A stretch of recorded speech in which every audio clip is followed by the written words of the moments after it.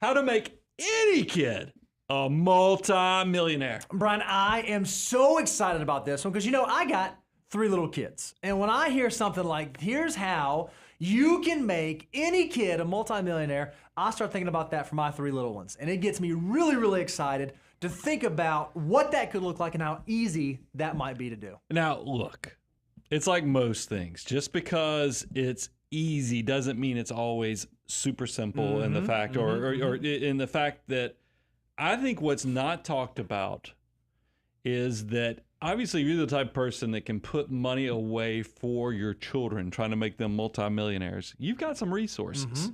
Something's gone right. I would love to, before we talk about how to do it, I want to talk about the behavioral and mental things, because I think actually raising your children with resources, nobody talks about it because nobody feels sorry for rich kids or families that have money. But there are some unique things that you need to be prepared so that your kids don't fall into the behavioral traps that kids who grow up with money have. And I think what's so interesting is being financial advisors, living in this world, people always come to me all the time about this. Anytime, because we're just in this season where we have other parents of children and they're like, oh, hey, guess what I'm gonna do? Guess what I'm gonna do? Guess what? And they start telling me all these things they're gonna do. And I kind of start thinking, all right, hold on, let's pump the brakes. Let's pump the brakes first, because I see people set this up wrong so often. So before we talk about how to do it and what you should do, let's talk about some of the things that you shouldn't do. And this is the first one. This really cooks my gizzard. This one gets me upset. Here's what you shouldn't do. Don't just aim to make your kids a millionaire.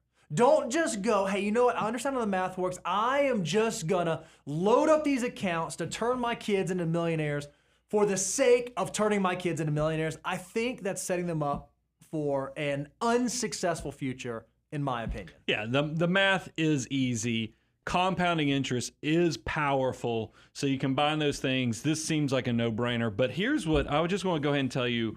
Old man wisdom here is you need to be concerned that if you just make your kids millionaires, by the time they actually leave the house, if you don't give them the skills of how actually to build wealth, they're not going to appreciate what's actually occurred, and they might actually fall into all the consumption traps. And instead of being a builder of wealth, they're going to be a consumer of wealth. And likely the first time they either need to have an engagement ring, or they're trying to buy their first house, or they're just going to raid these funds anyway. So you better make sure you get the behavior tied into your actions so you create children who actually understand what the value and the power of compounding interest and how they can build their own wealth. So that's the one that drives me nuts, right? People who just want to do it for the sake of doing it.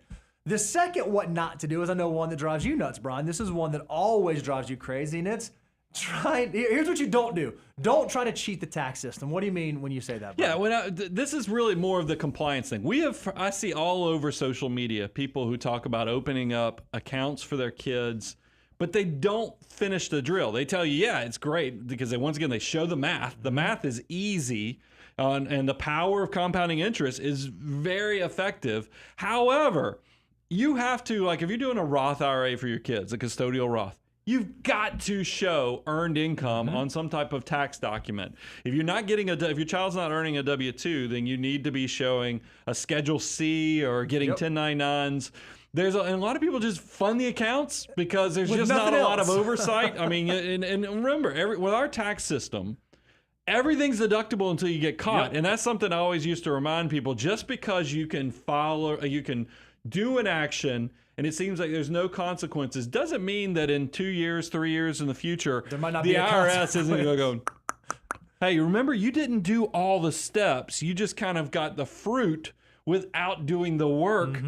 Make sure you're not just cheating the tax system. A lot of these things, especially if they're dealing with earned income and tax filings and paying self-employment taxes, they have some compliance elements to them. Don't skip that step. And then here's the third thing we don't want you to do. We don't want you to prioritize your kid's financial future over your own. So often as parents, we see this. Someone say, hey, I'm gonna start saving for my kid, or hey, I open up an account with my kid's name, and I know their financial situation, and I'm like, buddy, that's all. No, that's backwards. You cannot take care of your children unless you have first taken care of yourself when it comes to the financial standpoint. Because one of the best gifts that you can ever give your children is not having to depend on them for your future financial security. If you can give them that gift, it'll be worth way more than any account you're going to fund for them today. So make sure you don't get those out of whack. All right, Brian, so now that we've talked about the things not to do, let's talk about what you should do. What are some things we should do if we want to turn our kids into multimillionaires? Yeah, let's teach them, the children, well. Let's make sure they're not entitled, or they just don't appreciate how hard it is to build that first 100,000, that 100,000 turns into $1 million down the road. These are the things you got to teach your children well on, how to understand the concepts of money. Bo, you do a good job because you have young ones talking about, you've got give, save, spend. How does that work in your house? Yeah, so my kids, they don't understand at this stage, at this age, they don't understand Roth IRAs or investing or compound interest. My oldest is getting really good at multiplication now, so that's something. So we're moving in that direction. But what I try to focus on with them is just this general concept that anytime money comes into their possession, there are three things, only three things that they can do with it. And there are three things I think that they should do with it. They should give a portion of everything that they get. They should save a portion of everything they give. And then lastly, they can then spend it. Because there's nothing wrong with consumption, assuming you've done everything else. So I try to teach my kids to do in that order. Every time they get money, whether it be Christmas, birthday, odd jobs around the house, whatever it is, there's a portion we give, there's a portion we save, and then there's a portion that we spend. And if I can teach them how to do that with dollars and $5 and $10 now at this age, when they do get their first job, when they do start babysitting, when they do start earning income on their own, that's already gonna be hardwired into them. That's the way that I successfully manage money, whether it's small sums or large sums. Well, I think all through, when you're a parent and you're doing the parental responsibilities of teaching your children well, let's not forget that when they get in those middle ages, like in the beginning of the year, back to school shopping, I think one of the better things my parents did for me, we didn't have a lot of resources, so they would tell me, hey, Brian, this year your back to school budget, $75 to $100.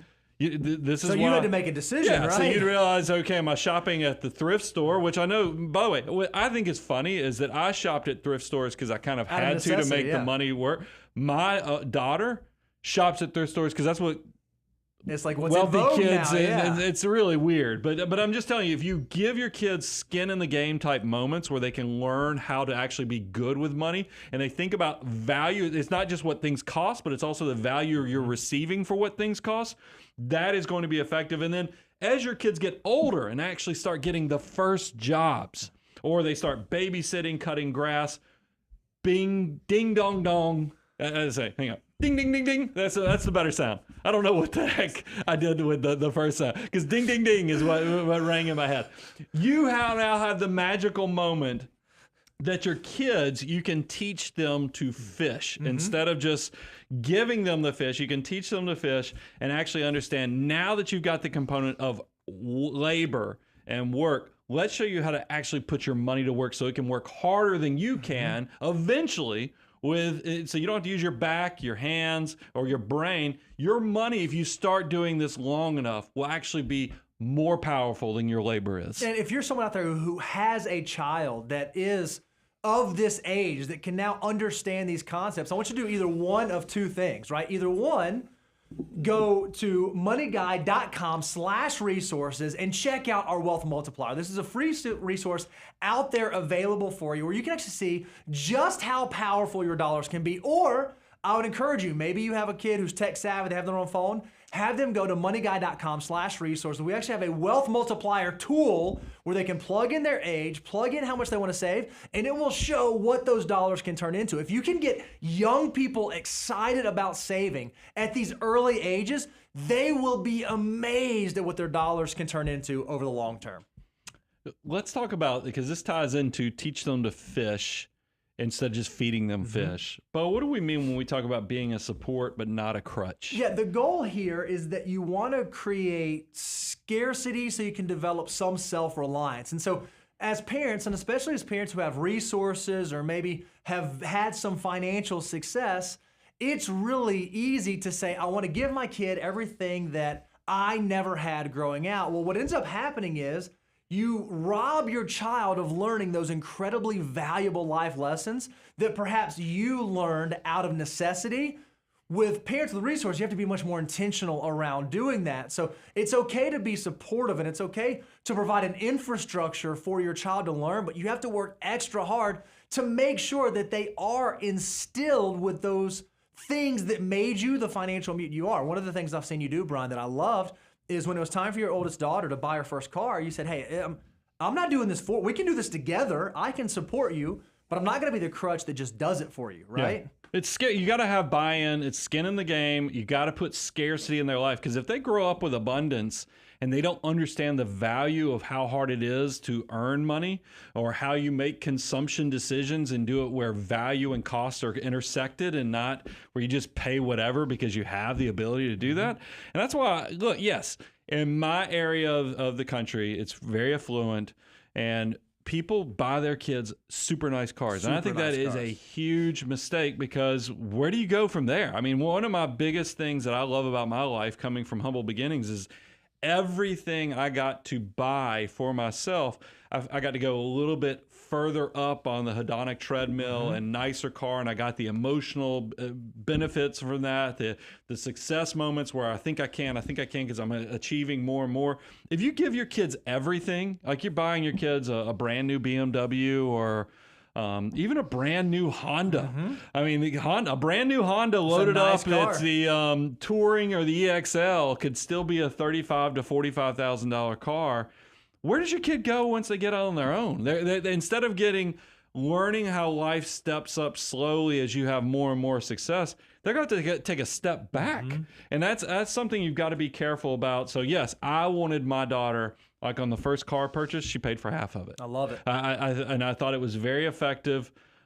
She drove that car for, she saved up, $2,500, $3,000, and then I made a matching contribution of the same amount, and she was able to buy essentially a $6,000 car. That's great. For her first car, which you worry about. I'm glad she wasn't doing road trips and other things in it, but because it was a 12-year-old car, but it was something very effective from a behavioral standpoint.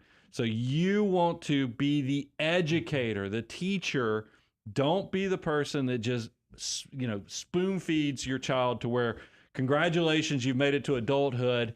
Here's a lump sum of money I put in there so you can be a millionaire. I think you might be surprised that if you didn't put the behavioral training in there, it comes up a lot emptier and comes up a lot shorter, because you didn't add the element of scarcity into their life as they were learning the value of money and investing. And I think one of the things that really helps drive that home is that if you can save with a purpose, if you can actually educate your kids on the purpose behind these dollars. I have friends who have started talking to their kids about the accounts they have opened, but they said, oh, you're going to be amazed. You're going to have $1 million by this age and da-da-da-da-da. It doesn't feel quite as tangible. I love when someone says, hey, we're saving in this Roth IRA for you, and this is what a Roth IRA is going to do. This is going to provide for your retirement one day. Or, hey, we're saving in this account. This account is going to be how you put a down payment on your first house, or it's going to pay for a wedding, or this is going to be where we buy your first car. If you can have some sort of purpose around the dollars, it's much more likely that your child is going to connect the dots on, okay, money is not a goal. It's not the thing that I'm striving for. It's simply a tool that allows me to achieve the goals that I have. So if you can instill that in them early on, there's a really good chance you're going to set them up for success later on in life. Well, also, it's back to, just like we talked about the car purchasing. I had my daughter pay for half of that. The second thing I encourage parents to do when you're trying to prime the pump on getting the saving and investment behavior going, part of the purpose is if you let them fund half of the money. So like if they get their first job and you set up the custodial, we'll get into the how you do this in a minute. But if you're doing 100% dollar for dollar match on this to encourage them, yes, you're deferring some of your gratification by saving and investing for the future. Guys, just watching when they see that what compounding interest can do. I can remember the first conversation when my daughter started saving and investing when she was 15 years old. I was like, how many hours would you have to work to make $150? And she'd be like, wow, that's 15 hours worth of work for me. And I'm like, yeah, you just made that last month in your custodial Roth IRA because we the light invested. bulb went off. And she's like, whoa, so it's 15 hours worth of work, just because the account was invested and it made money. If you can have those type of moments where you're saving with purpose, but you're also back to what Bo does to his young children, if you understand you've got to give, you got to save, and then yes, after you've done the important things on paying yourself first and being generous, you can find out that, yes, you can consume without regret and concern at that point. I love it. All right, so let's talk about how you actually do it. We talked about what not to do, what to do. Let's talk about how you actually do it. And in our mind, there are really 3 great ways that you can go about saving for your kids or helping your kids save. And we're going to talk about an additional 4th one as well that you should know about. But the 3 are pretty straightforward. The first one is just a custodial account. You hear about these. This is where you as the parent or you as the grandparent are the owner of the account. You're the custodian, and then you name the child as a beneficiary. Well, one of the benefits is as those dollars are growing, it's going to be taxed at the beneficiary's tax rate. So a lot of them grow at the 0% tax rate. You don't have to do any unique tax payments or planning around those accounts. And then once the child reaches the age of majority, in most states that's age 18, the assets technically become their accounts. This is a great place if you're saving for a car or a down payment or a wedding or some type of goal like that. An UTMA or UGMA custodial account is a great way to do that. Yeah, and I don't mind sharing. These were pretty effective. As soon as both my daughters were born, I started doing $100 a month. At some point, I boosted them up to $200. But these accounts, I mean, they grow with very minimal contributions into large sums pretty handily. I mean, having a 20-year-old daughter and a 14-year-old daughter, money gets big. It's kind of amazing how it ties into everything else we teach you guys. A little bit of action, small incremental decisions can have huge long-term impacts.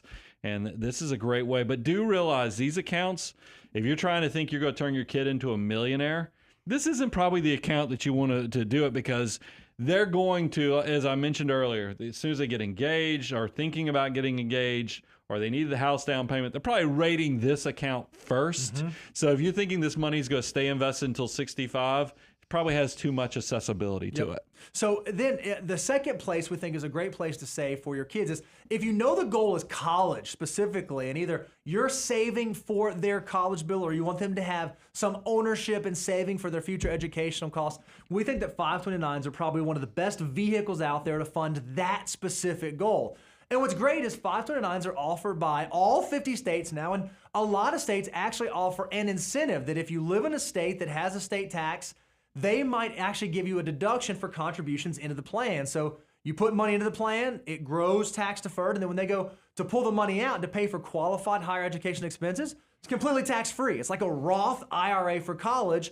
If the goal is saving for college, 529s, I think, are probably one of the best ways to go about doing that. Well, I love 529s in the fact that it seems like every year that goes on, and this is one of those things, let's give actually some credit to our government. I mean, because 529 is actually set up by law. These tax favored accounts, when they were set up originally, it was all for college. But over the years, they've added more and more features. Now you can, in addition to college, it's now, you can use it for trade school. You can use it for cosmetology school. You can use it K through 12. Private education. Private education. You can use it for, and they just added this in the last few years. You can now, if your account's been open for 15 years, you can use it for Roth IRAs for the beneficiary of the account. There's some catches to it that you need to read the fine print, but it's just amazing how 529s keep getting expanded on what they can do for you. So it's pretty exciting, and it's a very valuable tool, because what I love, tax-free, this is essentially, they don't call it a Roth, but it's tax-free growth opportunity for education purposes, because and having a daughter who's a college sophomore, I have paid for the first 2 years of school with her 529, and it's kind of awesome to see that I've only put in half. I'm essentially getting her cost of education at half off because the money has grown on the other half. And it doesn't hurt that she also got a great scholarship that covers 60% of her tuition as well. But it is one of those things, if you do it right, you can really help you with these big goals with small decisions that you made when the kids were much younger. And then the third type of account, and this is where, when we're talking about turning your kids into multimillionaires, this is probably the type of account where that sort of thing might happen, is a custodial Roth IRA. Once your child actually has earned income, and Brian, I'll let you talk a little bit more about that. Once they have earned income, you can actually open a Roth IRA for their benefit, where they can choose to put money into this account and it can grow tax deferred all the way up until, if they have qualified withdrawals after age 59 and a half, tax free forever. So if you have $1 million saved up in a custodial Roth from now until the time your kid gets to retirement, they are truly a tax-free millionaire. But there's some things you have to know. There's some things that specifically you must check the box on in order to do custodial Roths. Yeah, to do custodial Roth, remember all Roth IRAs require earned income. So you got to either have W-2 income, or you got to have 1099 income, or you have to be filing a Schedule C with your child's personal tax return for the fact that, so that somebody can collect the self-employment taxes or the payroll taxes on this, because you go pay Social Security, you go pay Medicare, that 15.3%. Yep. Don't skip that step. And here's something where I see a lot of content out there on hiring your baby as a model, or what did you call it? Because I thought it was an emotional support baby. Yeah, because you're like, why go through all that effort? You could just tell the IRS this is your emotional support baby that gives you all kind of benefits and still follow the tax things. I think that is effective, and probably even in some ways, I'm not even going to say it's illegal, but I just think, just don't lose focus on, I kind of lean into the custodial Roth IRAs once your kids actually kind of generate interest in starting to make their own money. And then what I mean by that is, like, when my daughter was babysitting neighbor kids, and I saw that she was starting to realize, hey, I can go trade a little moment of time and labor for money. And she was intrigued by that concept. I was like, okay, well, let's put the other side of this and say, hey, well, if you'll take a little bit of that, the fruit from that moment in time, and actually let it work for you, it can be valuable.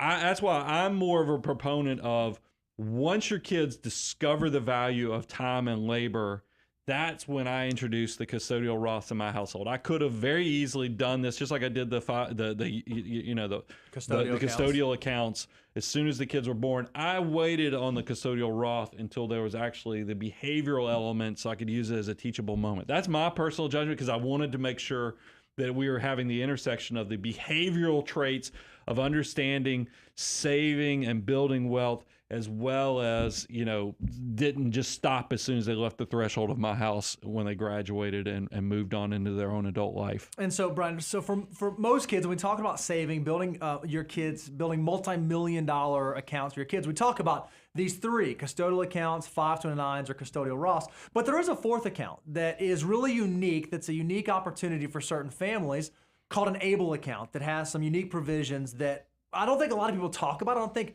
a lot of people know about these, but they're pretty incredible accounts. Yeah, ABLE accounts, this is one, we're not going to spend a ton of time on it because we've done specific content, but if you have a child that's disabled, these were built on the same architecture by our legislators and our lawmakers as the 529s, but they are designed for children with disabilities. I mean, some people, I've shared with you guys, I have a daughter who is with autism, and there's a good chance she'll never be able to live on her own. So we have been making use of the ABLE accounts. You can fund these up to the annual gifting limits, which I think is right around $17,000 now. Is it even higher now? It might have gone. Did it go up? Because we're in 2024. It's only the second day of the year. I don't know. Second day of the year, so it could be even higher. But it's whatever the annual funding gift limits are, you can fund that into the ABLE accounts. We've done this. If you have a child that 18. It's 18,000 now, so we just picked it up. Google. So it is one of those things where, go check this out. Go look at our content, because we've given some great web resources and other things, so you can continue that on, do your research on that journey. Now, this is what I love. All right, so we talked about how to do it. We talked about the accounts you can use. Let's talk about some math very, very quickly, because this is what I think people get the most excited about. So we said we want to teach you how to turn your kids into multi-millionaires. Well, multi-million means more than 1 million, so we're going to say $2 million is multi-millionaire. If you wanted to start out saving so that Your brand new baby could have $2 million by the time that they retire at age 65. It would only require a monthly savings of $26 per month from 0 to 65. So I assume you do it while they're in the house, and then they take that over. Well, what's amazing is if you actually look at saving $26 a month every month for 65 years, 99% of that $2 million will be growth, will be investment earnings, will be the dollars growing upon themselves. Less than 1% is actually gonna be the money that you or that your kid had to put into it. That's how powerful time can be. Yeah, people get excited about this. I also love that we went ahead and just cut the trolls off at the pass. Is that this is $2 million. If you want to know, for a brand new newborn, you only need to save $13 a month to get to $1 million. So we went ahead and cut the trolls off and said, hey, because you're worried about inflation, we did this to $2 million. It's pretty effective.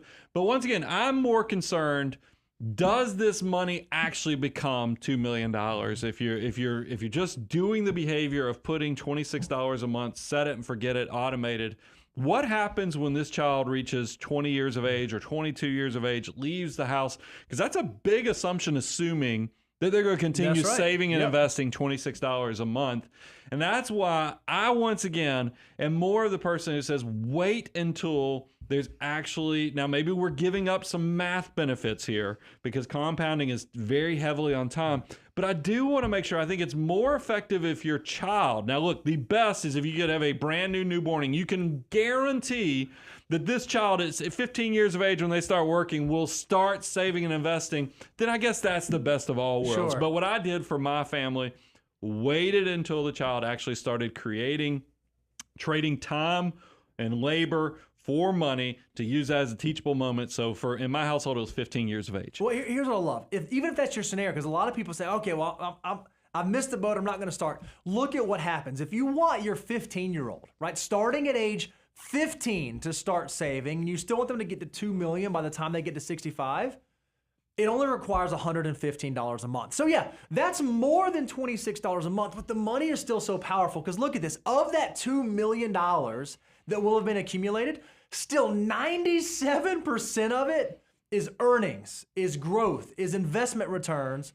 Only 3% is money that you or they had to put into the account. The big trick here is to get your kids to figure this out early and get them excited about it as soon as possible. Because once they get excited about it, they can change their entire financial future. Yeah, I mean, this stuff is powerful. I mean, this is fundamental. If you can get your kids, well, I mean, look, we're not cover the beer part. You could say this is Fanta. $1 apple juice. But it is one of those things where we talk about the power of what a dollar can do for a 20 to 21-year-old, and that's the 88 times over. For a 15-year-old, that money is 145. So it's 145 times over. You will look at consumption completely different if you know what every dollar has the opportunity to become. And that's the biggest thing if you can teach that to your children. Teach your children well, and I think you'll get the dividends forever. That's the part that I remember when I first read The Millionaire Next Door, one of the things it talked about on how do you know what's the tenets of millionaires? What do they have in common? And one of the biggest tenets was their adult children became very self-sufficient. Yep. So don't skip the steps just because you've been blessed or you have an aptitude to do something that pays you in a lucrative way and you've created wealth. Don't skip the step of paying that forward to your children because there's nothing worse because y'all know, I talk about 80% of millionaires are first generation. Do you know how that happens? Because the only way that happens is if you understand the second part of that is if 80% are first generation, that means all the wealth that came before that 80% that built it, 70% of wealth is lost by the second generation. 90% of wealth is lost by the third generation. If you're not teaching your children well, they will spend, they will waste, they will consume, and it will all be for nothing. And I think that's why you need to pay it forward. Teach your children to be good with money. And you know what, we're going to help. We're going to help teach you how to be good with money. That's why we love putting together this content. We love being able to come up with these ideas of things to share with you, but we also love that we can answer your questions. So right now we have the team out in the wings collecting your questions, and we want to load you up so that you can do money better. With that, Creative Director Reevy, are you mad at me? Oh, she's so mad. So she's here's over the there thing. fuming. So There's we have a smoke content coming out of Mad here. me? We have a content meeting, and they're like, guys, this is a kickoff show for the Q&A. With 10 12 I minutes, love how 10 minutes transparent he is. 10 in minutes. this show that we just did. was 30 Congratulations. You just got a full show on how to got turn your double kids what was because it was planned. 30 minutes. Triple. It's supposed to be 10 minutes. That's Now true. it's 30. I'm Well, sorry. I knew it was going to go at least 15. I missed you guys. You know, we You had did. the holidays. I've been hanging out with the family, which I love my family. Saw a few of you down at Disney World and Epcot and other places. And I missed you. And I guess I got a little wordy with it. And we'll just blame Megan. You know what? It's always just blame Megan. It's always easier to blame Megan for, you know. I don't know if I'm on board with that one, but Our okay. New Year's resolution this year, we talked about it clever as a team, was to hit our numbers, hit our time marks. Okay, let's Good to not see get that we were able. ridiculous. Only took us exactly 2 days to blow that out of the water. You guys are funny. By the way, start the show. Happy Net Worth Day. Happy Network Happy Net Worth Day. I actually am going to do mine today, I think. Did you know that? Yeah, I there love you it. go. Because I'm always early January. Is that on the person. clock or after off the clock? I mean, probably after, but She's like, Can I no, do it that on the counts as clock? work. She's like, whatever She's you like, say, that counts as that's work. It's That's financial, work. so I'm doing it on the clock. You have my I mean, I do permission to- use the Money Guy Net Worth tool, Yeah. which you can I mean, get at Bo and I are going to do it leonard.moneyguy.com. on the clock too. It is a great tool, though. All right. We are going to answer your questions today, though. I've got a lot in the hopper, so I'm going to go ahead and dive in. Ready? Yes, ma'am. The first one is from Everymanish. It says, I'd love to hear the Money Guy team's take on the new rules allowing 529 beneficiaries to roll over unused funds to a Roth IRA. How much better does this make 529s for supporting your kids' future? Can I editorialize for just a moment? Yeah, sure. Because here's when this first happened, everybody was like, "Oh, Yeah, people That got was real the excited. headline. this is gonna be, oh my gosh, this is gonna be incredible. 529, and people got so excited about it. I don't think it's actually a planning opportunity. I don't think it's something that's like, I'm going to specifically plan around this. What I think it is I think it's a nice catch-all. Basically what it says is, hey, if you're someone who's saving for your child to go to college, and they get scholarships, they get grants, college is less expensive than you thought, and you just happen to end up with excess $529, here's a mechanism where you can use those excess $529 to fund Roth IRAs. I think it's a catch-all. I think it's like an asterisk, an addendum that allows you to capitalize on money that was kind of still left out there. I don't think it's something where parents ought to say, oh, you know what I'm going to do? I'm going to grotesquely overfund my 529 so that in some point in the future, I can then start dumping this into Roth. Because if you do that, what you end up doing is you end up cannibalizing your kids' ability to save in their Roth IRA. And so I think it's fine that it exists there. I don't think it's as exciting as all the headlines maybe made it seem. Well, look, it's a positive. I want to give the legislatures. I'm all about the government I'm about to today. say, you're I'm a big government guy man, today. Holy well, when they cow. do things right, you want to give them credit. I New mean, because Brian, the new only you. bipartisan thing is that we're all disappointed sometimes in the way the decision making goes in D.C. It's nice when you can see the intent was actually to bolster or benefit, people to be able to save and invest more. So 529s, we love because for educational purposes, they grow tax free. And as a person who's got a daughter in college, I have loved being able to use her 529 assets to pay our portion after scholarships of the education. It's pretty powerful. But I had this question yesterday. I was at a New Year's lunch, and they had two, one was, I think, 18, 19 years old, and then they had another daughter who was like 16 or 17, and they were getting ready for college funding and were asking about the 529s. And I was like, and they were so worried they'd overfunded. And I was like, well, there is this new provision that as long, because there are restrictions, as long as the account is 15 years, it has been open for 15 years, you can use those excess funds if you decided not to send them down to the younger child or use them for your own purposes for education, because you can transfer it out to a relative's 529. Yep. Then, yeah, you have a catch-all, just like Bo said here, to fund a Roth. Now, here's the other restriction that ties into what Bo is saying. It's not like if you have $25,000 just left over that you can just roll all $25,000 into your kid's Roth account and they get a huge head start on life and compounding and tax-free. That would be pretty powerful. That's what the headlines made it seem like. No, you actually, your annual funding limits, the beneficiary, meaning your child's or your grandchild's annual funding limits to a Roth would be to the same restriction. So it doesn't matter if it's your earned income that's funding this account or if it's your residual or leftover 529, you'd still be capped at the same. Is it now that we're in 2020? This is trouble with doing the first episode of 2024. Is it $7,000? $7,000. Yep. So you would still be limited to the annual funding limit of that Roth IRA. But I love that it's just another feature. Isn't it capped at $35,000? It's capped at $35,000 lifetime contribution. So yeah, there's some restrictions, but if you get down to the end and there's an extra $15,000 left in the 529 and you don't have a younger child to pass it down, I think this could be powerful because what if your child, let me play devil's advocate. When we do our net worth by age and other things, we talk about that 20-year-olds or 20-somethings have the most benefit to build assets. But the problem is you don't have a lot of income coming in. So what if you're a 21-year-old or a 22-year-old, you get your first job, but to try to fully maximize your Roth IRA, it just is not in the cards. Sure. Maybe you're only able to save and invest 10% or 15%. And when your starting salary, it's just not enough to max out the $7,000. This would sure be nice to go load up and top off with the Roth. So I'm not going to poo-poo it completely because I think that there could be some pretty powerful stuff, and it takes the pressure off of somebody who's been responsible and saved a lot of money into 529s. This gives you another outlet to get the money out and still give you some tax-free benefits, which is ultimately why you funded these accounts in the first place. But you would agree that this provision being updated would not cause you to change your college saving strategy. You would not save more for your kids for college because this happened. You would continue doing the same plan that you had all along, and just like you said, it gives you another outlet, right? Well no, I mean, because the 15-year rule really makes sure that this is not a moment in time, saving by opportunity. The 15 years shows that you had some intent that this was going to be for college, and I understand why they put that in the law.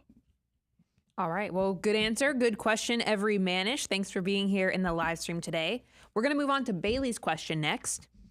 It says, what is the difference between the CFA and CFP certifications? He says, for some context, I have my SIE and Series 763, and I have a bachelor's degree in 3 years of financial experience, and I'm considering the CFP program. But he wants some clarification on the difference, and I mean, I'm curious what you think of his situation, too. Okay, because it'd be weird for you to talk about this first. I'll brag on you a little bit. First, I think if you're choosing between those two, and this is not a cut because I'm going to give some huge compliments to it. If you work in the financial field, the CFP is probably the first stop. If you're going to do financial planning. If you're going to do financial planning, CFP it's going to also save you tons of stress in the fact because the CFP, it's a very good certification, and it's, the way we always describe it is it's like a river that is 5 miles wide, but only 12 inches deep. Yep. It's just because you're going to have to learn and cover a lot of stuff, but it shows the consumer that you've actually put in the time. You've got the experience, plus you pass the certification test, and you can cover and talk about a lot of topics. So the Certified Financial Planner is a very effective designation for somebody who wants to work in financial planning. Now, if you really want to flex, because I think the CFA is more of a flex designation, unless you're working on Wall Street, you're going to manage a portfolio. A chartered financial analyst is definitely, because you're going to go deep into financial statements. Bo can talk about it. Yep. And then I'm going to go ahead and tell you the cold hard facts. Is that, and I'm probably going to screw this up, Bo will pick it up, the pieces. Every test that's for the CFP, because there's 3 of them, the pass rate is less than 50% on each one of them. So you can imagine, you get excited, you study for months on end, maybe even years on end to take the first CFA exam, and you make it through. You're one of the lucky less than 50% that actually beat out all these other financial nerds and get it. And then you take this second exam, and you don't pass that one. I mean, it gets to the point because I know people, very successful people that I even look up to that passed 2 of them, but they could not pass the 3rd CFA exam, and they finally just gave up because they were like, you know what? There's no reason. At the level I'm at, it was just one of those things. I was trying to add it to have a strong designation there, but they just gave up. So, Bailey, get the CFA if you want. Get the CFP first, but then do like Bo. And I feel like I tricked Bo into the CFA because I kind of wanted a CFA on staff. So I tricked young Bo into getting the CFA. And I'm glad I did because this stud of a guy passed all 3 parts on first attempt. And good on you. Didn't we figure out it's like only 8% can make it through? In my test cycle, it was like 8 out of 100, I think, was what made it through. In the three-part exams. Like, when I think about professional designations, I think about it a little bit like college majors, right? It'd be difficult to ask the question, what is a better college major, an accounting degree or rocket science? I don't even know if there's a rocket science degree. Which one's better? Well, it depends on the vocation that you're going into. If you're going to be an accountant, the rocket science degree might not be very valuable. But if you're going to be a rocket scientist, the accounting degree is probably not going to be great for you. So if you're someone who's going to work, in institutional money management, and you have a desire to be a fund manager, you're going to work for an investment company specifically, and you're going to be looking at financial statements, you're going to be an analyst. If you're going to do something in that realm, CFA might be very valuable. Like understanding how estate documents and wills and that sort of thing work might not be super valuable in that vocation. But if you're going to help individuals with their personal finances and you want to be able to do tax planning and insurance planning and education planning and retirement planning and cash flow management and all these different areas of the financial planning process, CFP is probably going to be a better designation. So in terms of like which one is better, it very much depends on the person and what you want to do for a living, but they're both incredible and they're both really fantastic designations.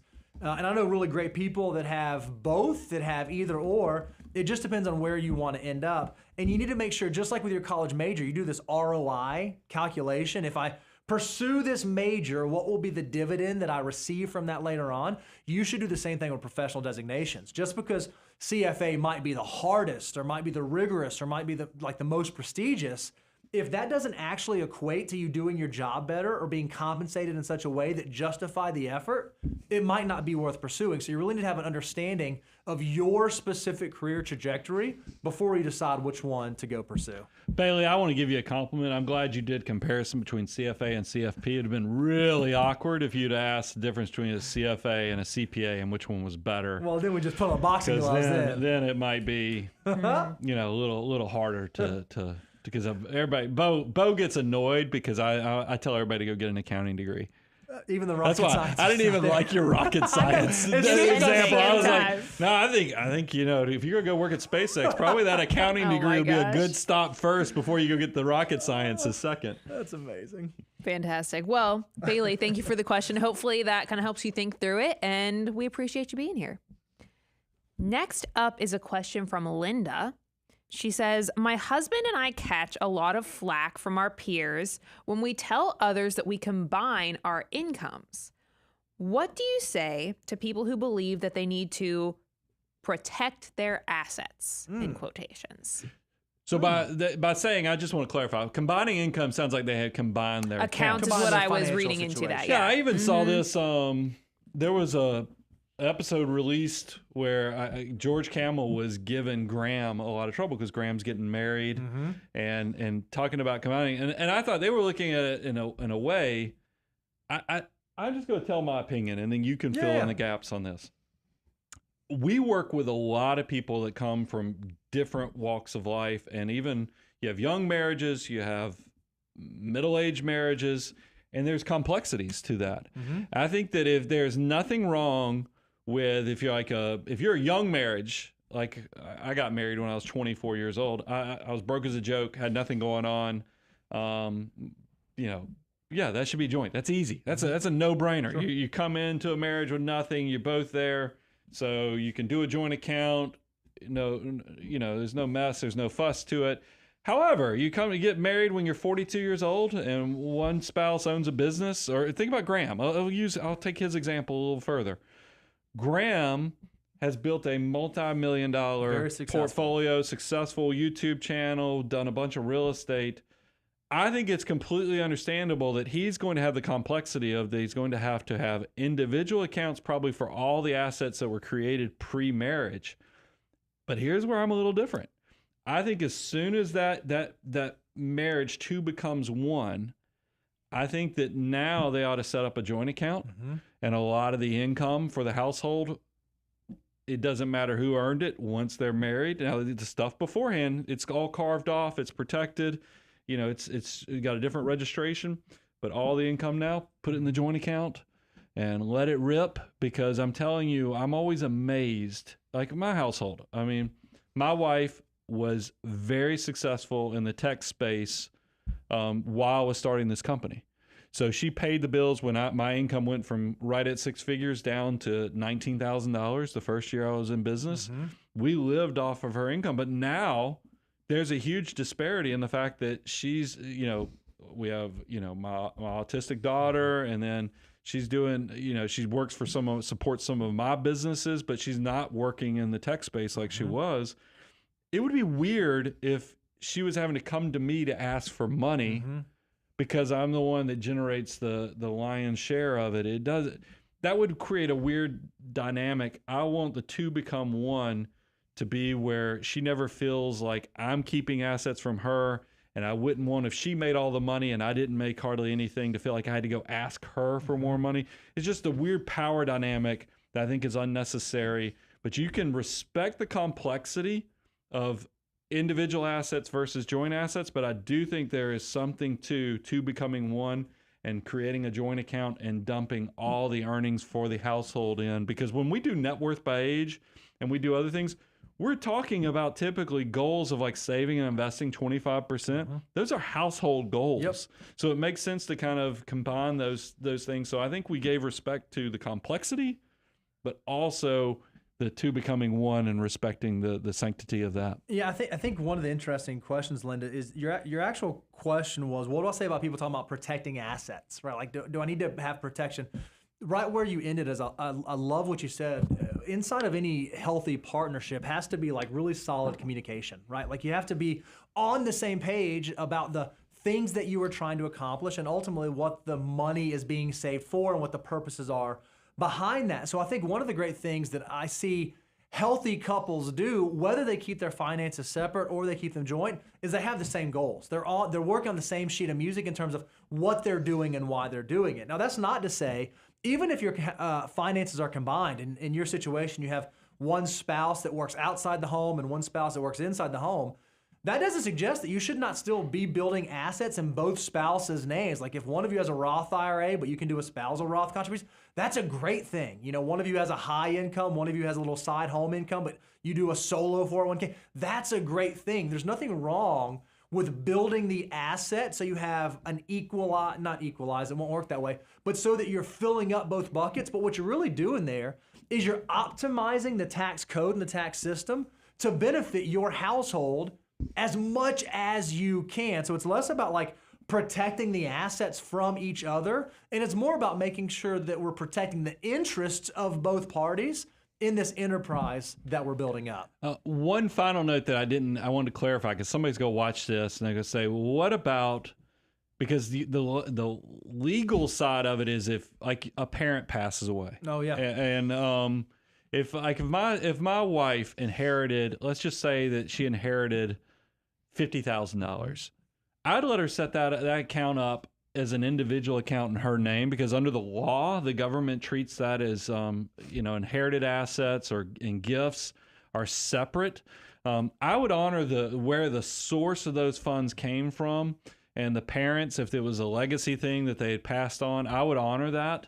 And I always do that with clients too. When there's any type of inheritance or anything like that, I say, just so you know, this is protected legally. So before you just automatically dump it into the joint account, you might want to put a little fence around and let it be an individual account. And I think it's the intent, the source that goes into it. But if it's money being made in the household through labor or businesses and other things, I like that money being joint while you're married. Love it. Excellent. Well, Linda, thanks for that question and thanks for being here. Moving on to Mark's question. Let's talk about when to buy a car. He says, I have around $20K in cash to buy a car. My current car is 13 years old with 200K miles on it. When does it make sense to stop maintaining the current car and to just bite the bullet on buying a new one? All right, so Mark's got $20,000 in cash right now, 13-year-old car, 200,000 miles. Yes, sir. He didn't say how much the 200,000. He didn't say how much the car costs to maintain, like how much he's burning. He did not. I mean, I guess it's implied that it's costing something. it's costing something. Because Yeah. in my mind, that's the variable, right? Do you send good money after bad money, right? Like when I have been in these situations in the past, it comes down to mathematics for me, right? I look at this 13-year-old $200,000 car, and I say, okay, let's say the car Kelley Blue Book is worth, I don't know, Brian, what, $3,000? Making up a number here. All right, if I have a repair that's going to be a couple $100 and that's pretty infrequent, okay, maybe I'll do that. Something happens and all of a sudden I have a repair that's going to be like $2,000 because some major engine component has to be rebuilt. I got to really think long and hard about, okay, if I do this, realistically, what is the probability of a longevity of this vehicle far past the amount of money I'm going to spend on this? So if I have a $3,000 car and I put $2,000 into it, how much longer do I realistically think this car will run? And is that justifiable? Or am I just putting Band-Aids and bubble gum on this car and it's slowly bleeding me out? I think that's the thought process that I would go through when I approach this kind of situation. You agree with that? Disagree with that? Is there something else? Well, it depends on how you have to kind of do. This is one of our superpowers, I think, being financial planners, is you have to kind of evaluate risk. Mm-hmm. And I think there's nothing wrong. Like when you get to a point with a car that's got, a lot of miles on it, like a lot of the Japanese cars will have timing belts, and it might cost you $1,200 or $1,500. Heck, maybe now it's $2,000. It's been a while since I've had to do it, because not only do they replace the timing belt, typically they also have to change like water pumps, because they're like, man, while we got all this out, apart. we might as well replace these other components, and it can get kind of expensive. And Daniel and I even had this conversation recently where he had to do some maintenance on his car. And it's a very reliable type of model. I'm not going to call him out on what it is, but it is one of those things where we were talking about, we're like, man, probably if you had a new car, that's 3 months worth of car payments. And now is this just a maintenance thing? Yeah. Now I'm pretty vicious on cars, and the fact that I look at them, unemotionally, and the fact that will they do the job that I'm counting on them, and I look at vehicles as will they get me from point A to point B. If I'm worried that when I turn the key or push the button that it ain't gonna work, or I'm gonna be riding down the road and every light like a Christmas tree and it's not Christmas season goes off, and I'm scared with my family, or I'm worried about my spouse not getting the kids to school because this thing breaks down, that is, Mark asked the question. Here was his question. When do you buy a car? When you're scared of your car. Because that's what, would you not drive it 4 hours down the road on a road trip? If the answer is I'm scared to death, I'd rather go rent a car because I just don't trust my car, I think you might have a problem, and you need to be thinking about that, because you need to feel like your car is reliable, trustworthy. So that's what I do, Mark. Now, this is probably a great point for me to also to share. How do we put the guardrails up to make sure, because you got some jingle in your pocket. When you got $20,000 and you got a car that you're now starting to get scared of, you start going, whoo, what do I want to go do? Maybe my hobby for the next 3 weekends is go ride around to different dealerships and sit in cars. And as soon as you do that, you get car on the brain, and that thing starts growing because you breathe. Oh, that new car smell. I kind of like that. And that's what, so you got to be careful. That's why I would rather do the research and do the homework first of, okay, you have $20,000, but where does this fit into the financial order of operations? I mean, because is all $20,000 that should go to the car, or is there 23.8, or where are you at with funding Roth IRAs, getting employer match, paying off high interest debt? That's why a financial order of operations is very important in this, because just because you have 20 in the bank doesn't mean that you've actually done the work to make sure that you can just pay cash and be done with this decision. Because we like 23.8 which is 20% down. Don't finance longer than 3 years or 36 months, and the payment shouldn't exceed 8%. But I will say the caveat is I'd always prefer cash. Everybody gives us a bad rap on this, is that they're like, just pay cash. Yes, just pay cash for the car if you can afford it. But there are times in my life where I just needed, I didn't have cash. Now, it sounds like Mark does have $20,000, so he's probably going to lean heavily on buy really nice, either used car or a very reliable new car, but it's not going to be a luxury brand with $20,000. But it needs to be something that you get there and you know when you hit the button or turn the key, it's going to get you to where you want it to go. Reby, quick question for you. Mark, if he does decide, hey, I want to go buy a car, and I'm thinking about how much car can I afford, or how should I approach my, anywhere he could go to get some information on that? Absolutely. MoneyGuy.com/resources. Not only do we have a PDF checklist all about the 23/8 rule, but we actually have a calculator. It's one of the first things you'll see up there about how much car you can afford. It'll ask you some questions like, what's your income? What's the interest rate? Just a few basic things. And you'll click calculate, and it'll help you see exactly how much the car that you should be looking for should be. So definitely check that out. It's very fun to play with. There's a few other calculators up there too. So moneyguy.com/resources if you're interested in that, Mark, or anyone else watching. And I think it's probably going to be a used car. Just because I know I didn't start buying new cars until I could come close to paying for it in cash. Well, right at it. Same as, because it's just that, I mean, at $20,000, I think it's going to be a used car. Ain't you can buy a nothing wrong with really that. nice. Bo disagrees, but He disagrees. I don't disagree. I do not disagree. I could tell your face. his Here's face what I'm said thinking. he disagrees. I'm looking at Mark, and I'm saying that this guy drives cars till they get to 200,000 I was going to miles. say, like, I think he's a financial mutant. Historically, right, there is a case to be made that if you're someone who's like a long driver, like you drive cars for a very long time, he might be one of the candidates that, assuming it falls into 23/8 and it does all this stuff, a new car might be the one that makes sense, because this sucker's going to drive it till it gets to 200,000 miles. I mean, that's a 10, 12-year commitment, 13-year-old car. If you're going to drive it for 13 years, I think it, new technology, first owner, all the new warranties, I don't think it's crazy. That's why he needs the calculator. So then he has a price. Okay, this is the price that I can afford. And then he can go shop around, see what the new ones are like, what the used ones are like, what the market here is like. Like Brian says, expand your radius, look in other cities. That by the way, if you live in a, this is something we have a lot of discussion around here. If you want to know what we do for fun, but it's a good point. And Daniel's good. If Daniel had something to throw at me, he would. Is that he always says, you can't afford any cars around here for this price. I was like, do you know the last time I bought a car around it? Never. Because we live in an affluent area. People have more money than they have common sense. Yep. I go and look 150 miles away to Boaz, Alabama, Huntsville, Alabama.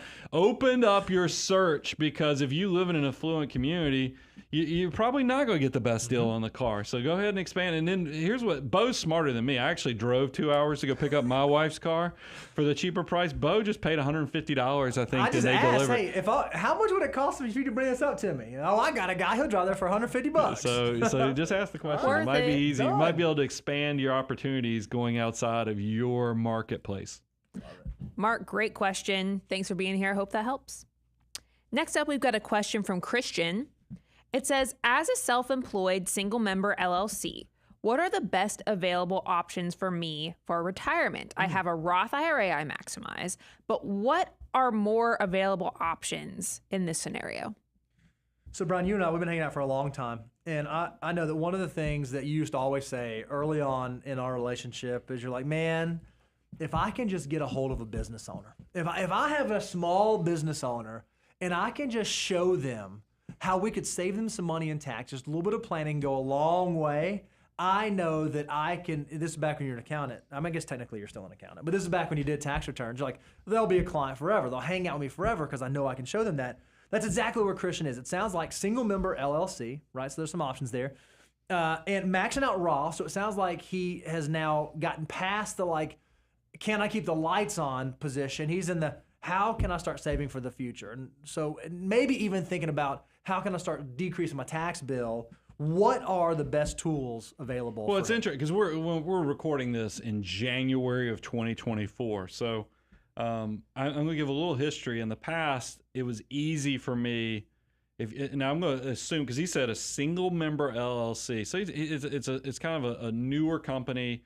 It doesn't probably have it doesn't have any employees. I'm going to assume that it's kind of a sole proprietor type thing, because that's when you're a single member LLC, you're typically just filing a Schedule C on your individual tax return. It's when you start getting bigger that you do subchapter S's or add-on. And that doesn't mean that you can't have a single member LLC with employees, but I'm just making some assumptions because that's what we have to do on a show like this. But Christian, you, in the past, it was easy to say, go open up a SEP IRA, because a SEP IRA is going to let you fund 20 to 25% of your business's earnings. And since you're a single member LLC, typically 100% of the profit is going to be subject to self-employment taxes. So that means that really the profit of your company, you could fund 20 to 25% towards that SEP IRA. Well, then fast forward, I guess it's probably a decade now, we're getting close to a decade, the government added solo 401ks, which were just like SEP IRAs, except for the fact that they also now added you can make, contributions. You can make salary deferrals. And I already said, because you're a single member LLC and everything's subject to self-employment taxes, you could make your annual contributions right off of those earnings. So that's when now our default usually is for tell people a solo 401k. Now you have a time component that, just because, like I said, we're filming this in January of 2024, you might have had a better 2023. Maybe that Santa Claus rally, or you had a big windfall that came in the fourth quarter of 2023. They're like, man, 2023 turned out to be a better year than I thought it was going to be. Is there a way I can go fund backwards to lower my 2023 income without a DeLorean and without driving up to 88 miles per hour? And the answer is yes. You can right now go set up that SEP IRA for 2023.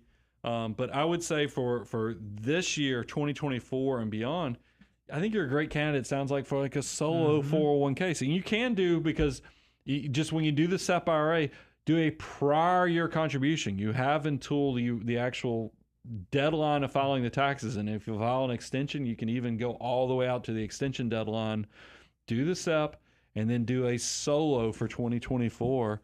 And you can really load up these retirement accounts. Now, I will tell you the caveat. As soon as you have employees, you're probably going to have to flip the switch to go to a more traditional 401k. The good news is they've made these so much more cheaper to go out there and, from a compliance standpoint, administration, it's not so tedious. It's probably going to cost you a few $1,000s a year, but the tax benefits as well as the opportunity for you and your employees is worth it. But do the steps I talked about if you don't have any other employees except for maybe you and your spouse. As soon as you add employees, you're probably going to go traditional. Love it. Great. Christian, thanks for the question. The Faster 26.2 has a question for you. No, it's a marathon runner. Apparently his real name's Brian, though. He says, fellow Brian here. So, hi, Brian. With a Y. Different kind of Brian. Anyway, he says, wife and I are debt-free, plus our home, and are looking to retire early in 15 years.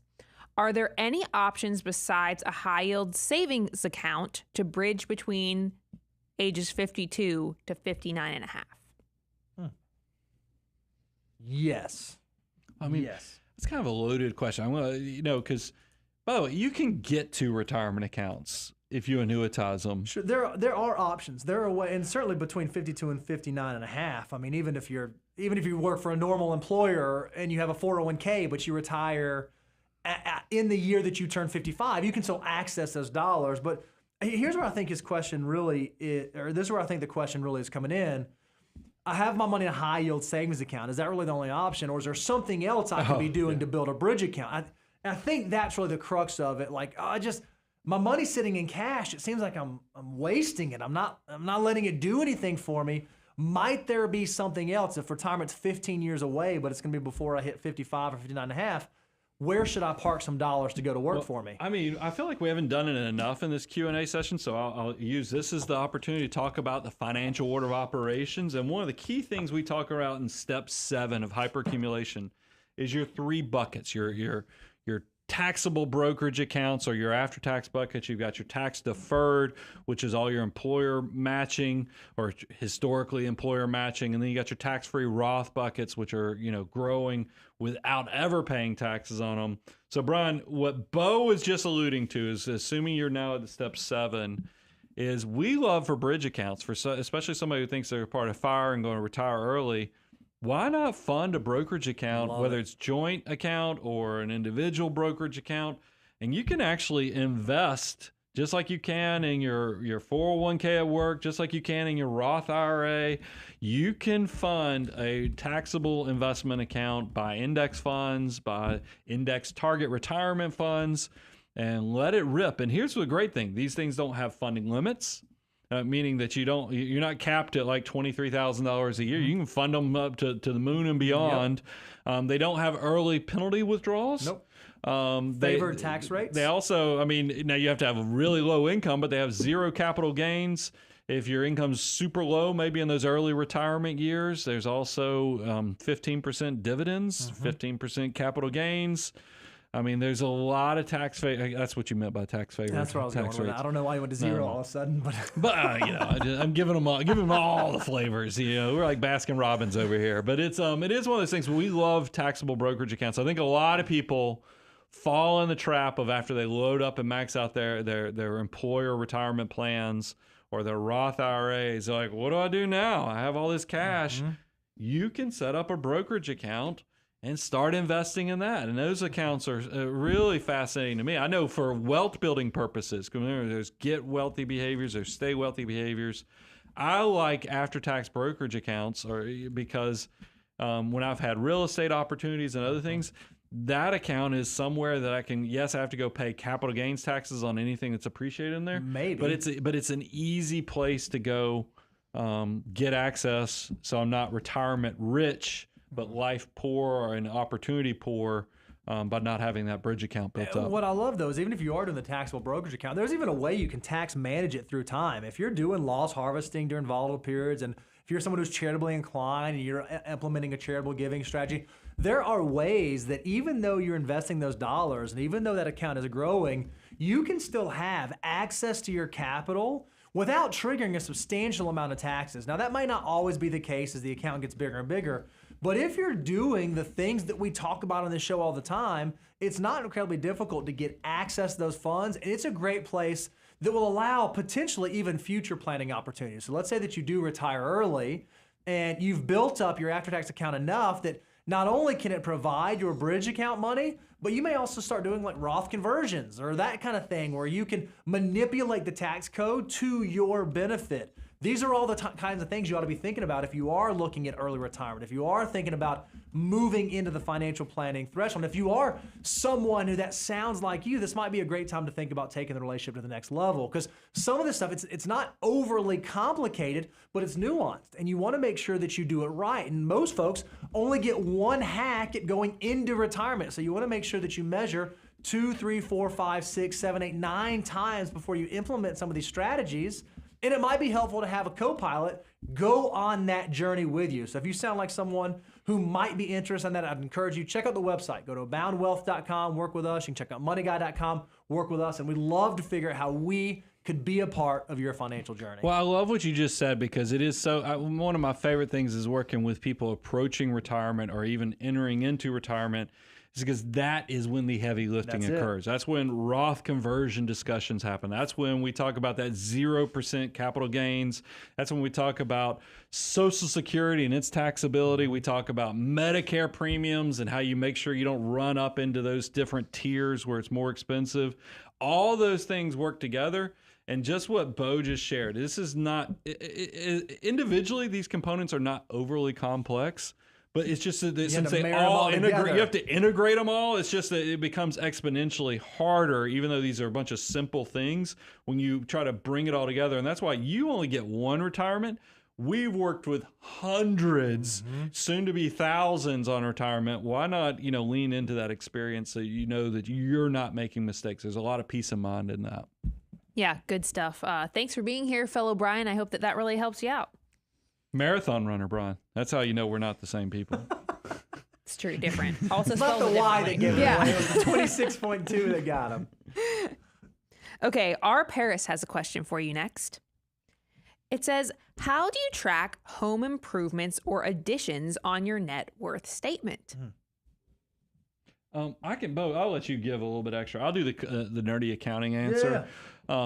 I have, because I hear way too many people who are seeing that their net worth has exploded because of inflation and other things. So I use, for my own housing, I don't want there to become a distraction or just a disorientation where I'm feeling wealthier than I actually am because my house has doubled in value because of inflation and unique things, because you don't get to live off those assets unless you sell those assets. And for a lot of us, our home is our use assets. Our kids are in school in that district. You're just not going to sell the house. So the nerdy accounting concept is lower of cost or market is the way I do it on my net worth statement. I'm not against, if you want to put it at market value and just see, oh man, how rich am I on paper, you can do it. But I like lower cost to market. And when you talk about track improvements, guess what? Improvements have a cost. So you have your purchase price that would be your cost. But then every time, like you put a fence up in the yard, or you had a big, maybe you turned an upstairs bonus area or storage area into another wing of your house, that's an improvement. You add all that. So that's why I say lower of cost or market. That cost includes improvements. Agreed, unequivocally 100%. But you have to make sure that you're realistic on this, because it is very easy to begin justifying improvements in your mind good point. that you may not actually get money out of. My wife and I last year, she really wanted to put, wallpaper came back, right? And so she wanted to put some wallpaper in the powder room. And there's this blogger she follows, and she was like, I'm going to go, and she bought this wallpaper, and it was just dumb, right? How much it cost, like very, very expensive wallpaper.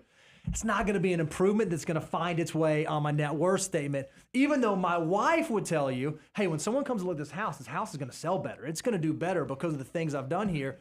You need to make sure that the improvements that you're including in your cost plus improvements are actual justifiable improvements that truly add to the value of the house, not just because you did something that made your house better for you. Cannot be a depreciable improvement.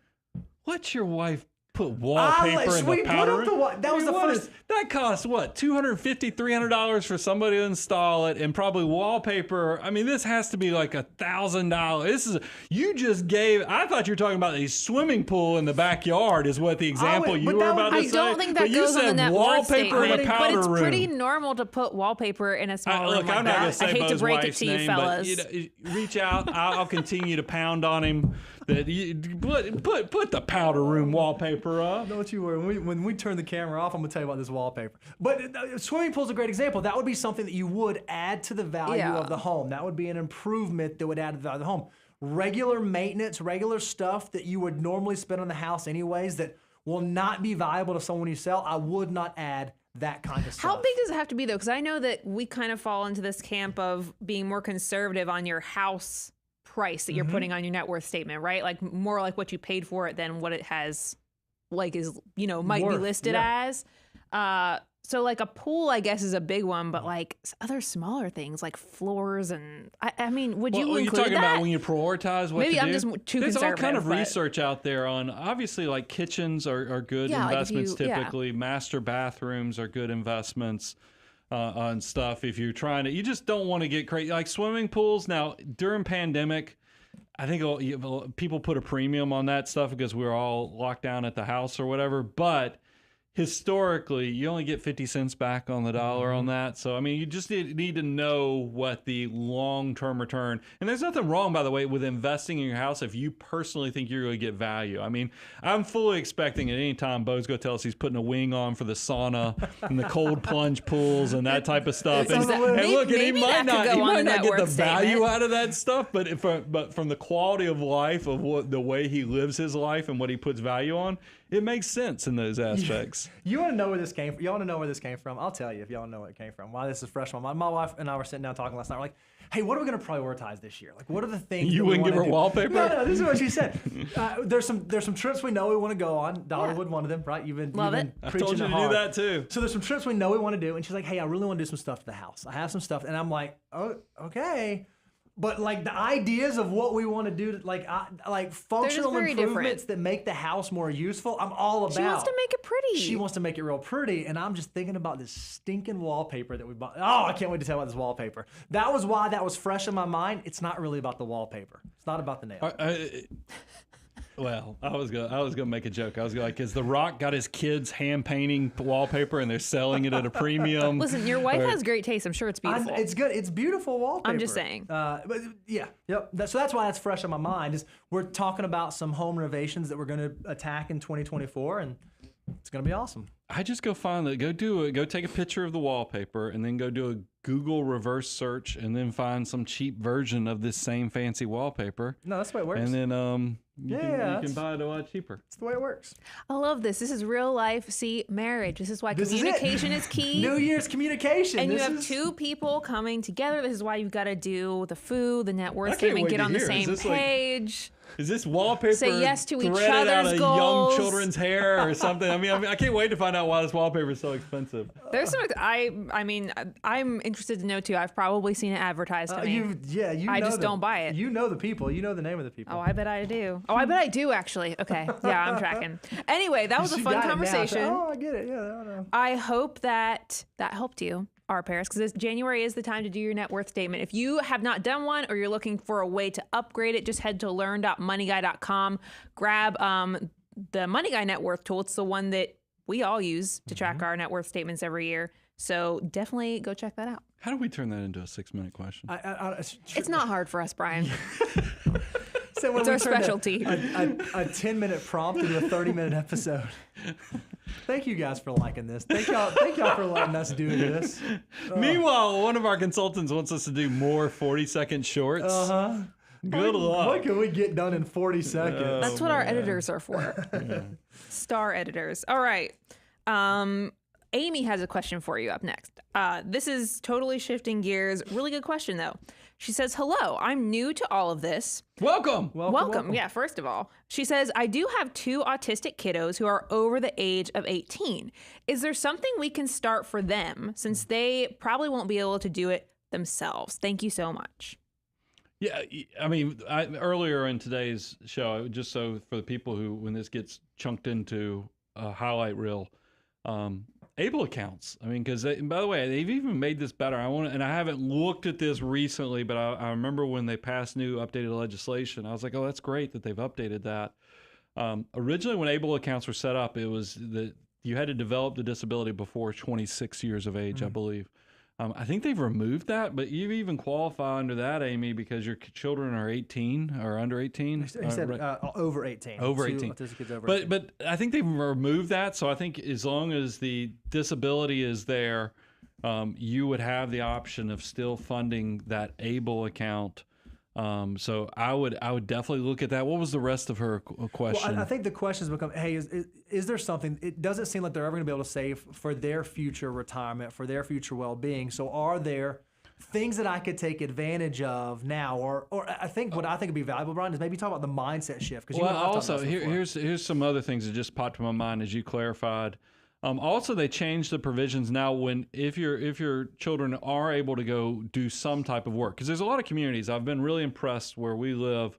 A lot of communities will, grocery stores and others will take on some of these individuals, let them pay. And in the past, a lot of times that compensation could work directly against, and it still can. So you need to go measure twice, cut once.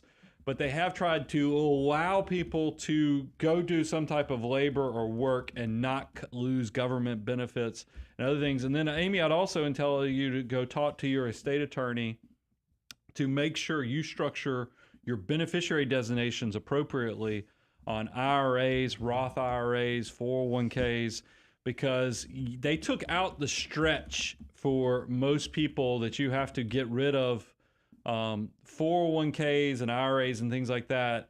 When they're inherited, they have to be distributed within 10 years now. That's the new rule. But they did put a small provision in there that if you have a disabled beneficiary, they actually can still do it lifetime stretch. So, but you just need to make sure that you've taken advantage of having your estate attorney do your beneficiary designations or give you the guidance on how to do the language so it works with your estate documents. And that's another thing that I would do if you have children who struggle with disabilities. So what I heard you say is able accounts is definitely an avenue to pursue. Make sure that you have an estate plan that reflects the unique family situation or that reflects the needs of your children growing up. And then two, you even have to think about in terms of how you save and how you're building for your future, you have to know that your number might look different than someone else's number. I see what you're saying. You were trying to get me to focus on that. I realize I don't have one retirement. I actually have two retirements. That's right. So it changes the behavior. Because it is. I mean, that's something that hangs over my household a little bit is that, most people, I think you get your kids to 22 and then you're like, you're out the door. But, when you have a child that you're probably going to be responsible for even beyond your death, that's a heavy thing. So it just means you need to really goes back to all the constructive elements I shared with you, but just knowing that, yes, it's going to put a little more responsibility on you to save more. And that's something that, I know it's heavy, but it's also, it's something that I think a lot of people don't know. And that's why it's good to have community. If you can, and there's resources. I don't want to screw up the website link, but I think is it nrcc.org? Let me check. Or is that the no? What's the able? Type in able account research.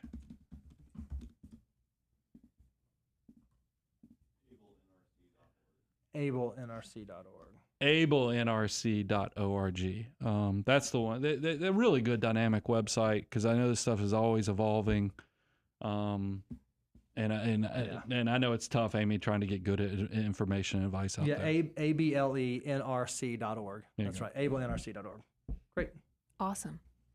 Amy, thanks for being here. Thanks for the question. Like Brian said, welcome. Love that you're thinking about this stuff and getting started on it.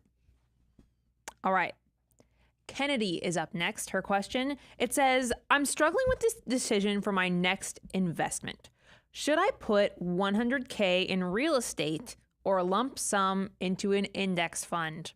Do we have any systems that might help her make this decision? Yeah, and then also, do you have any opinions? How do we think through that? 100K in real estate or 100K in index funds. Now, this is the part I got to do. I got to say, hey, Kennedy, we don't know your specific situation. We don't know the unique circumstances that you... Hey, Kennedy, my name's Bo. We don't know your unique circumstances or the unique circumstances that surround your situation.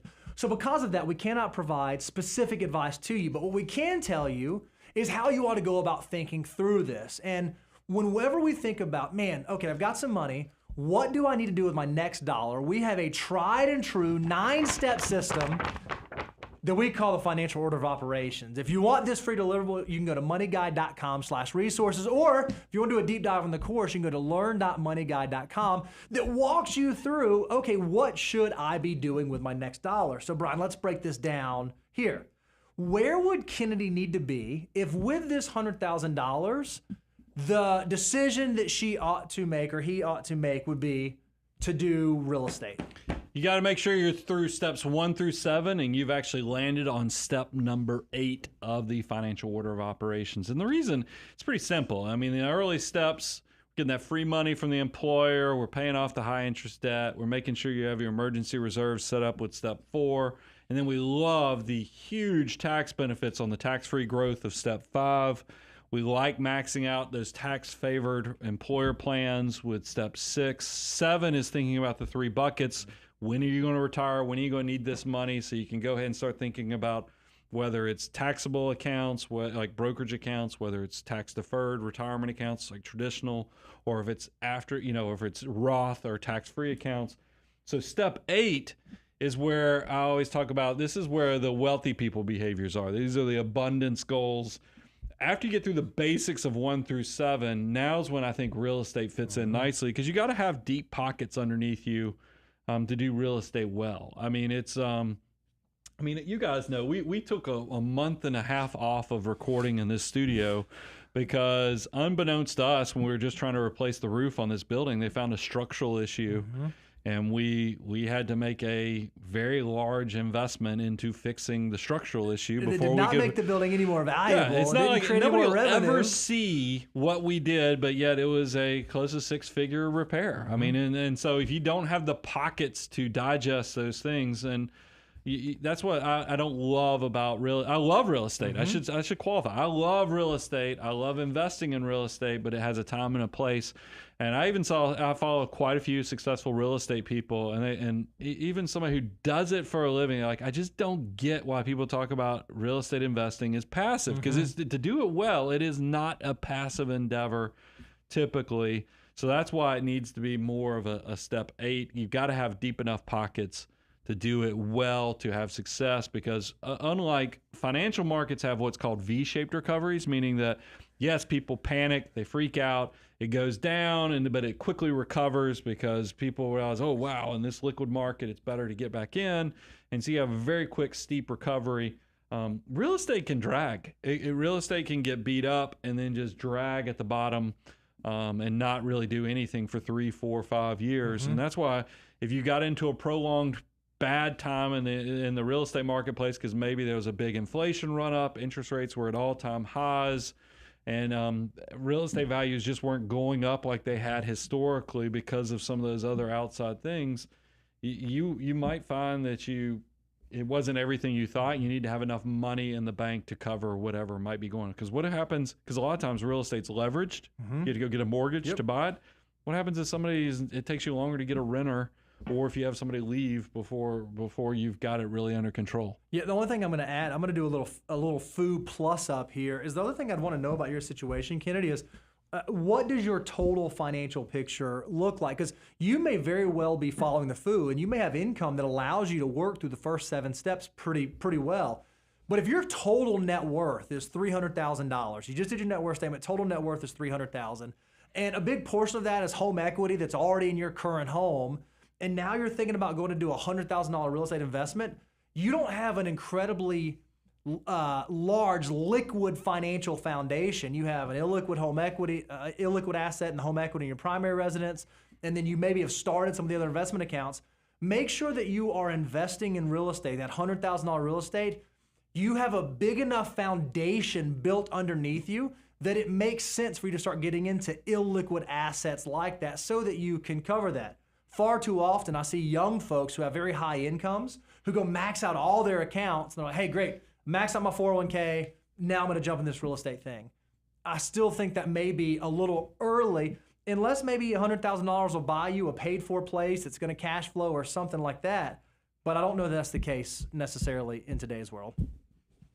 Well, Kennedy, I hope that helps, and we really appreciate you being here and asking the question. Scott's question is up next. It says, I am a high school teacher that teaches personal finance, which is awesome. We love that. Share the knowledge.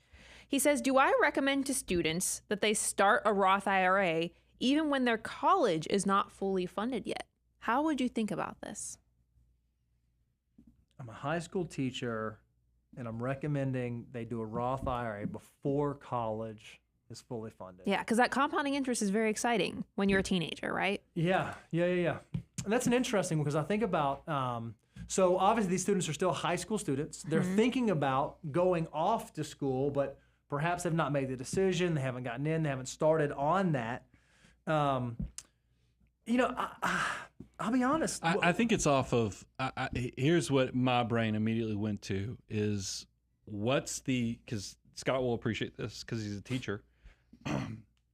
What's the moment of value of the education or starting the behavioral process to the scope or size of what education costs? Because if you've got a child that's about to go to college, and let's just take an in-state, because remember, college is such a heavier thing, Scott. I think you have to separate it, because a lot of times I think the expensiveness of college is by the decision that is made for college. Yep. And the fact that, because college is not expensive if you go to the community school in your neck of the town, or you go to the state college that you're an in-state resident for.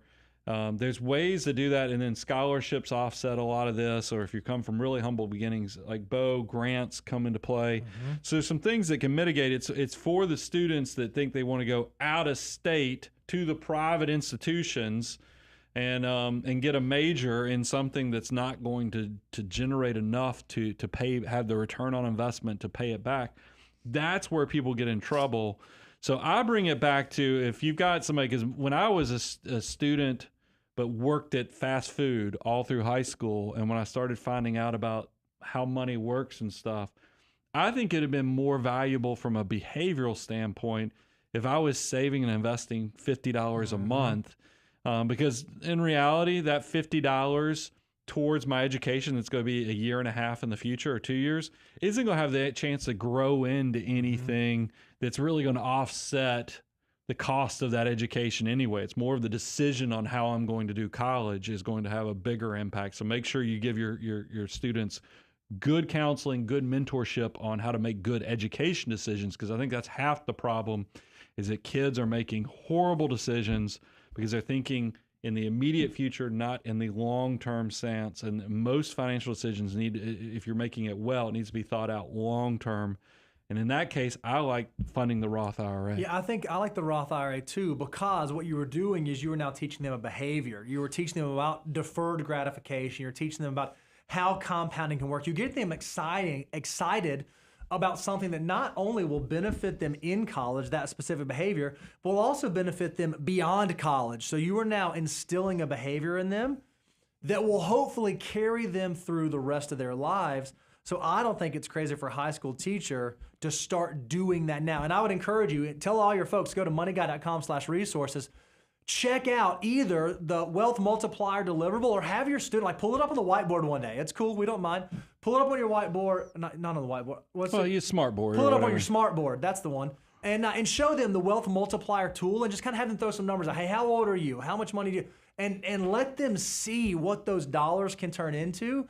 And if you can light that fire, if you can have the students in the room have their Morrow moment, the very moment that Brian had that created this whole thing that we get to experience right now, then that's going to likely do a whole lot more for them than teaching them the hey, save an extra $100 for college because you're going to burn through it next year. I think the behavioral piece is I like huge. that a lot. Yeah, I love that Scott's out there. Scott, I think you've been involved. I'm trying to remember if Scott's the high school teacher we've talked to in the past, because I will say. I wondered that too. I was like, his name looks familiar. Because here's the thing, I do want to create a yeah. database, because we have, I'll go ahead and share it. If you go to moneyguy.com/millionaire mission. I mean, we have the pre-order opportunity right now, and down the road, I would love to create something with Millionaire Mission for high school and beyond, so that we can, because it all is back to that behavioral stuff, Bo. And Scott, kudos to you, because I always daydream that how cool would it be if Mr. Morrow, who it wasn't even part of, you're teaching the curriculum, Scott, but I had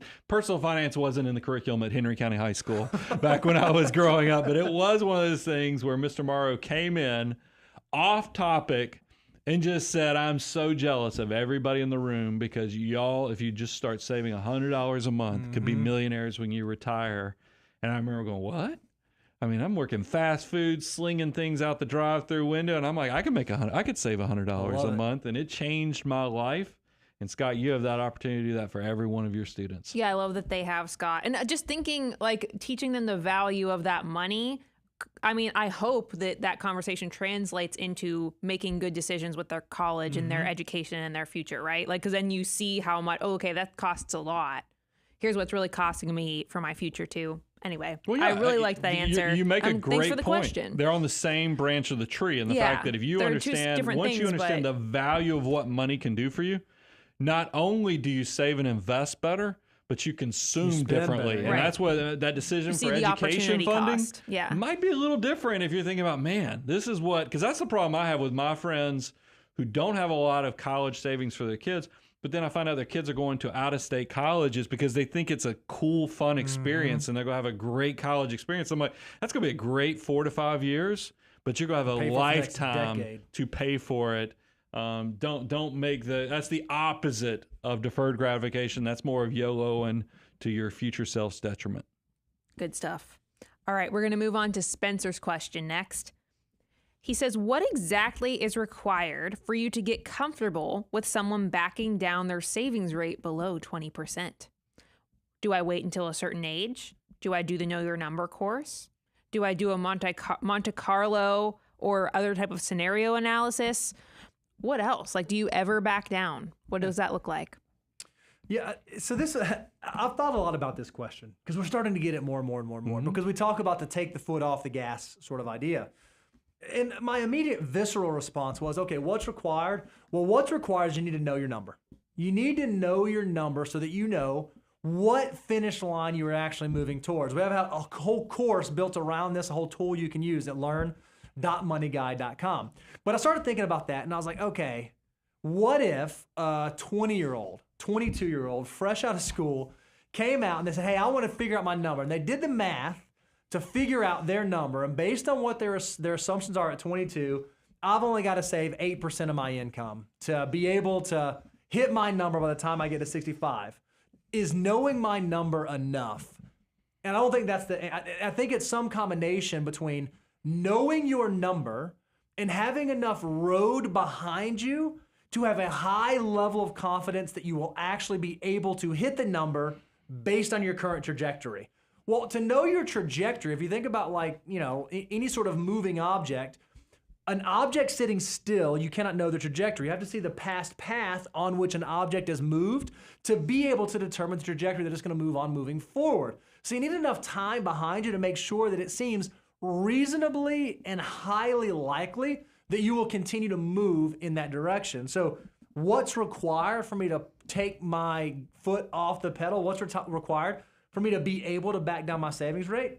You have to know your number, and then you have to know with a high probability of success that you're actually on track to be able to realistically hit that number on the allotted timeline. I'll say this the way I always thought it was interesting when I follow the FIRE movement, and the ones that usually have had to change direction. And I'm going outside the numbers of it because some of them come back into the workforce because it just doesn't work out like they thought, or the engagement is not the same since all their other friends are working. I'm just going to base this off of the financial stuff that blows up an early plan to take your foot off the accelerator of saving or doing something like that is life. Life is messy. I mean, there's a reason we talk about the messy middle.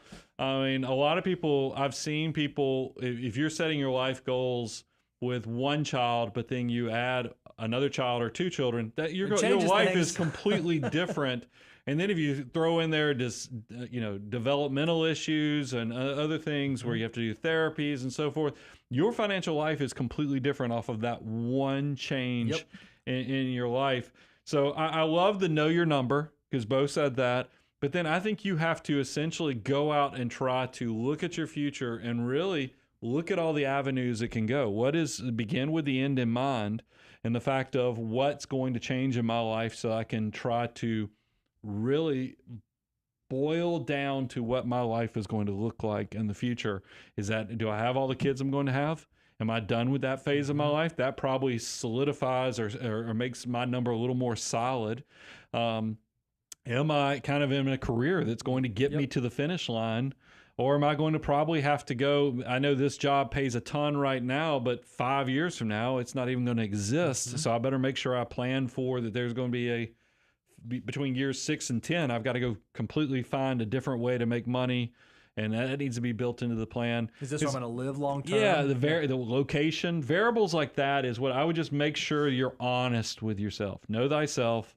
Do the homework of know your number. But then if you've done all the research, all the work, and you started incredibly young and your army of dollar bills is doing everything and you're trying to figure out how do you balance financial mutant versus financial miser, I want you to fall on the financial mutant side where you're not only getting the best of what your money can do for you, but you're getting the best of what life offers you at every decade. You're going to love every decade of your life, but that means that you have to know what you love doing, you have to know what things cost, and you have to run and actually do the work of figuring out how does this all coexist together so I get the best version of my financial life. That's the financial mutant way. Love it. Fantastic. If you want to keep this Q&A going with more financial resources, just head to moneyguy.com/resources. We love answering your questions. We love creating content that hopefully simplifies the complex parts of your financial journey and makes it simple so you can, focus on what actually matters and be confident in your finances. So moneyguy.com, go check out all the free downloads there, all of our past episodes until next Tuesday, 10 a.m. Central, when we come back and keep answering your questions live. I loved how we had a lot of discussion today about young people and saving, and it really does tie into small decisions you make today can have tremendous benefits and dividends for you in the future. So take all that we've shared today to save a little bit of today, just a little bit, so you can get your more beautiful tomorrow. That's all we ask here at the Money Guy Show. I'm your host, Brian Preston, Mr. Bo Hansen, Money Guy team, out.